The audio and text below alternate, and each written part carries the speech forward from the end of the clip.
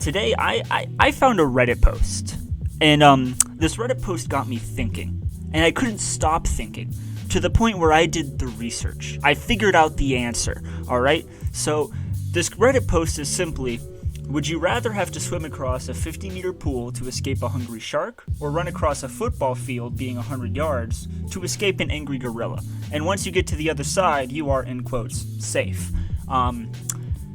Now, I could not stop racking my brain about this question. So, interestingly, I prepared a board for today. I did the research. If you see beside me here, if you notice before you, I have laid out all of the information. On the left is scenario 1. The hungry shark, given a distance of 50 meters, approximately translated to yards, being 54.68 yards, you would be chased by a hungry shark, swimming, by the way. You would have to be swimming in the water, the shark's natural habitat, not on land. And scenario 2 being an angry gorilla here, running at you on land, at a distance of 91.44 meters until you reach safety, equaling an even 100 yards. So, what we have here is I've laid out the research, and at the bottom we have a conclusion, and I'm going to walk you through the entire process of how I finally settled the debate of would you run from a gorilla or swim from a shark, okay? Now, to begin, we're going to talk about how the average swimmer of a human being can move at about 2 miles an hour, right? A human being can swim at an average speed translated to about 50 seconds per every 50 meters, that being the length of the pool, or approximately 8.89286, about 0.9 meters per second average. The max speed being what we might be getting a little closer to, that being set by record setters like Michael Phelps and whatnot. Obviously, the average human would not be able to attain these speeds, but in a life or death scenario, you would be closer to that than the average, somewhere in the middle, right? So I made sure to include that in my calculations. Now, the maximum speed that a human can swim is about 6 miles an hour on record, at least in recent history. Now, that equates to about 2.68224 or 2.7 meters per second.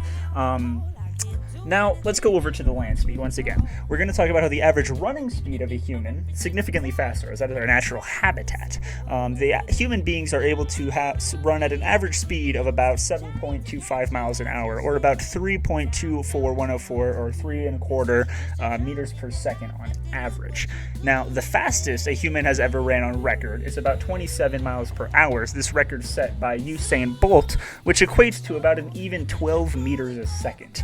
Now, this is a very interesting contrast. As you tell, we're going to lay out this foundation that humans, our natural habitat is the land, and we operate much faster in this scenario on the bottom here than we would on the top here in the water, right?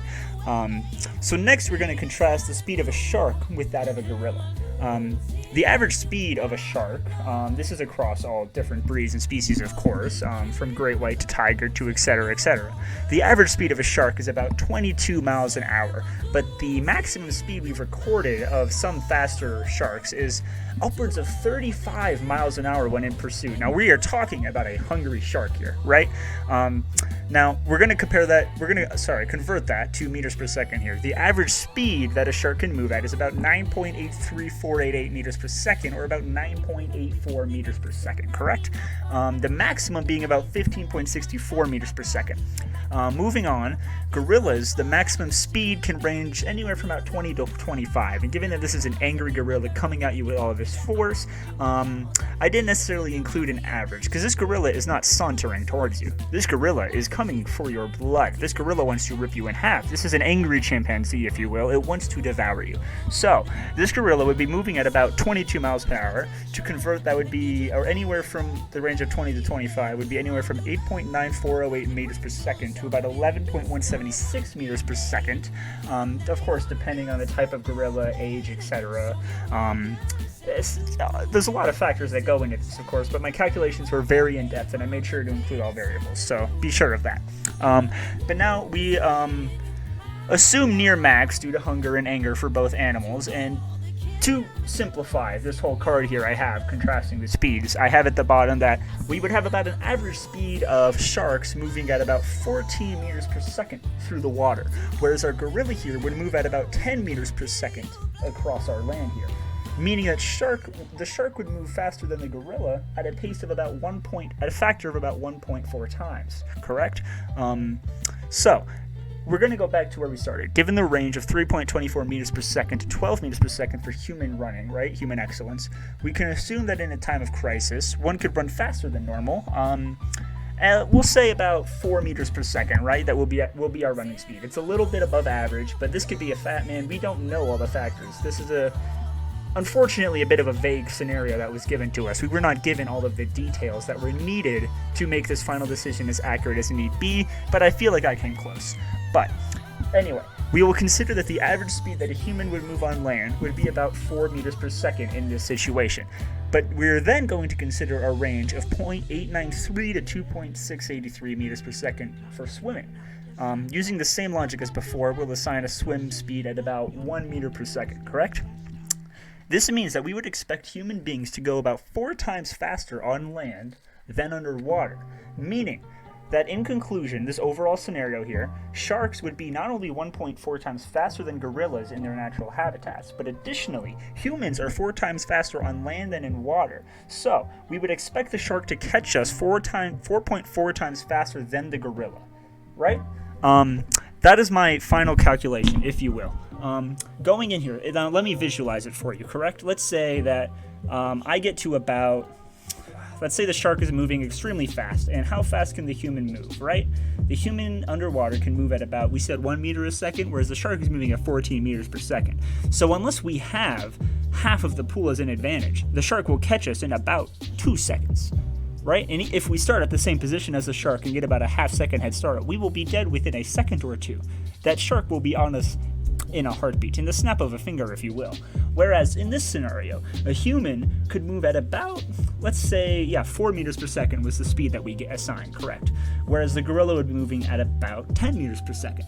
So by the same logic, let's say we had a 1 second head start. It would take, like here, if we had a 2 or 3 second head start, it would take a good few seconds for the gorilla to catch us due to the differences in speed, and if we started at the same point, they would catch us within a couple seconds. But we would, let's just say in short, we would die either way. We would die either way because both animals are much faster than us and they would fucking devour you very quickly. But if you were going to have to pick a scenario in which you could possibly survive, there is a chance of a 1 or 2 second, a 10 meter head start. There is no chance in the pool. You will be devoured by a shark. Whereas here, if you make it to the end and you're technically safe, then well, there is a chance here, correct? If you could make it to the 100-meter dash, if you Usain Bolt that motherfucker, you might just fucking outrun that gorilla. I'm just saying, it is rare, but unlike in the pool scenario, it is at least possible. Now, interestingly, let's go back to my live screen now that we've analyzed my board here. I noticed that there are plenty of replies on this post. It is a 9-year post, so there are hundreds of replies, if you will.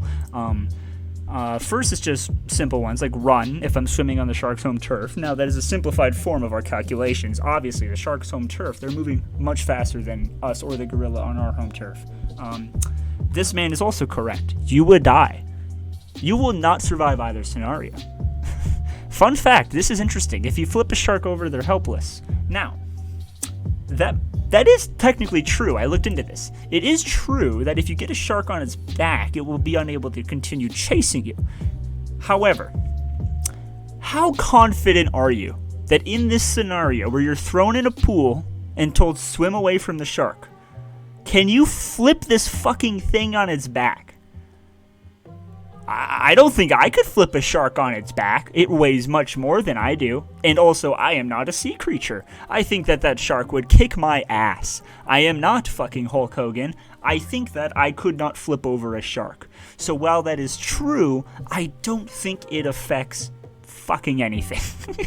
The next comment, I'm going to skip that one. Here is a very interesting one. Supposedly, where your center of gravity is, i.e. whether you have a longer torso or legs, may predispose you to be better at one over the other. So, if your belly button is high, you're better suited for running, and if it's low, you'd make a better swimmer. So here's a Discovery article referencing a vaguely racist study on the matter. Now, when you click that link, it takes you to a dead page as it was removed from NBC. But I found it also posted by ABC, and they have not yet removed this vaguely racist study. Excuse me. Ooh, that should go in the OnlyFans vault. All right. Now, Let me read through this very quick, because I do think it's an interesting thing, even though it is racist as fuck and quite Eurocentrist. Hence, let me go back to the live screen. Well, actually, let me save that for after I read the article. I'm getting ahead of myself. Basically, let me just read the belly button keys to success in sport. Scientists have found the reason to why some people dominate on the running track and other in the swimming pool. It's all to do with their belly buttons. What's important is not whether an athlete has an innie or an outie, but whether his or her navel is in relation to the rest of the body. Says the study published in the International Journal of Design. The navel is the center of gravity of the body, and given two runners or swimmers of the same height, one of African origin and one of European origin, what matters is not totally height, but the position of the belly button or center of gravity, says study lead author Professor Andre Bahan of Duke University. It just so happens that in the architecture of the human body of West African origin runners, the center of gravity is significantly higher than in runners of European origin, which puts them at an advantage in sprints on the track, he says. The researchers charted and analyzed nearly 100 years of records in men's and women's sprinting and 100-meter freestyle swimming for the study. Individuals of West African origin have longer legs than European origin athletes, which means that their belly buttons are 3 centimeters higher, therefore the center of gravity, says Bahan. That means that West African athletes have a hidden height that is 3% greater than Europeans, which gives them a significant speed advantage on the track. Locomotion is essentially a continual process of falling forward, and mass that falls from a higher altitude falls faster given the laws of acceleration, says Bahan. Now, in the pool, meanwhile, Europeans have the advantage because they have longer torsos, making their belly button lower in the general scheme of the body architecture. Swimming is the art of surfing, and the wave created by the swimmer, says Mahan. The swimmer who makes a bigger wave is the faster swimmer, and a longer torso makes a bigger wave. Europeans have a 3% longer torso than West Africans, which gives them a 1.5% speed advantage in the pool, he says. Asians have the same long torsos as Europeans, giving them the same potential to be record breakers in the pool. But they often lose out to Europeans because Asians are typically shorter, says Bahan. Many scientists have avoided studying why Africans make better sprinters than Europeans, better swimmers, because of what the study calls the obvious race angle. But Bahan says the study he conducted with Professor Edward Jones in Washington and Duke graduate Jordan Charles focused on the athlete's geographic origins and biology, not race, which the authors of the study call a social construct. So vaguely racist is an understatement. That is an absurdly racist article. But that brings me to the center point up here. If you can read what it says here, belly buttons, racism, Eurocentrism. Essentially, if you were a white man, you might be more inclined to hop in the pool. Whereas if you were a man of African descent, you might be more inclined to run from the gorilla. However, given that that is racist and not true, I'm going to discard that variable. And the guy who posted that reply, good bit, man. I just thought it'd be funny to include on the board, but that's not an actual variable that factors into this. You would definitely rather run from the gorilla no matter what color you are. The shark would eat the fuck out of you. Let me see what other replies there are on this post. I don't think I went beyond this because I just thought that one reply was gold. There is... What I'm more interested in is the menagerie of imperial and metric measurements you've got going on there. Honestly, yes, I agree. Thank you. I had to sit there, and it wasn't hard. I used Google. But, notice how everything here is converted back and forth 3 or 4 times.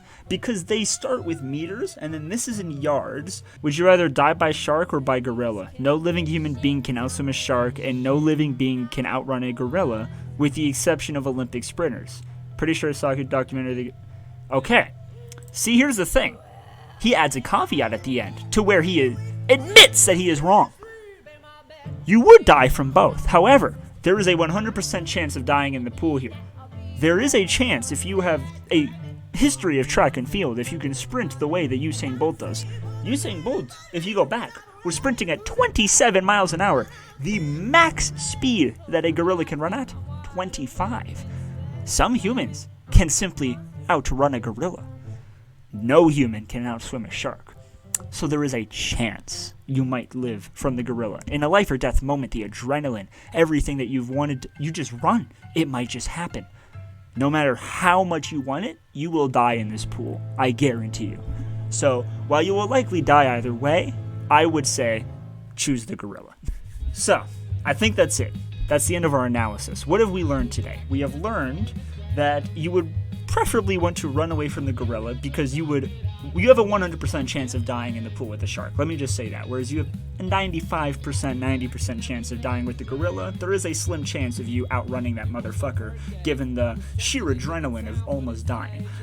Some humans can simply outrun a gorilla. I'm just saying. Most cannot, some can, and in a life or death scenario, who knows what man is capable of. But that is my conclusion. Choose the gorilla over shark. Thank you very much. Thank you for watching. If you're new here, subscribe, follow. Thank you very much for tuning in. But I think that was it for the bulletin board here. My conclusion is gorilla. Kicking the door to your crib, you already know. Taking a shit in your bathroom. I ain't gonna flush after blowing it up, and then I'm gonna come in your vacuum. Sipping Molly water, watching how they train you, dragon 2 minutes out on TNT.